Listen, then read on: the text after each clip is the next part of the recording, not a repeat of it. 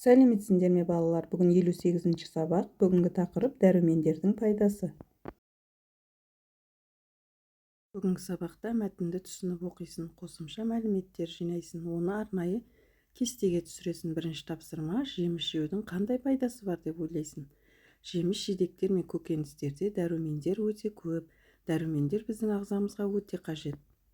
Жеміс жидектерді күнделікті өз мөлшерінде тұтынсақ, денсаулығымызға да пайдасы болады.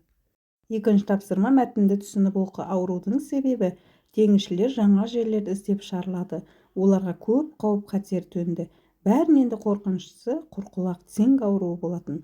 Қатқан нан мен тұздалған етті 1-2 ай қорек еткеннен кейін олардың тістері түсіп қалды. Бұдан кейін теңізшілер лимон жеуді әдетке айландырды. Жүзу сапарларына лимон алып шығатын болды.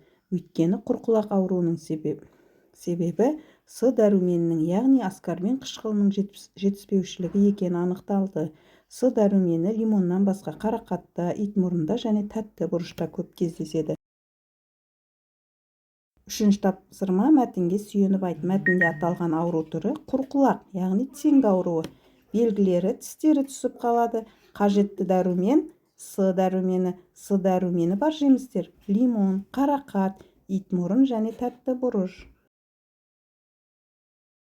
Төртінші тапсырма: өлеңге сай ырғақты таңдап мәнерлеп оқы дейді. Алма: жазда ауылға келіп, бау-бақшадан теріп, алма жесең болар, тісің түгел берік.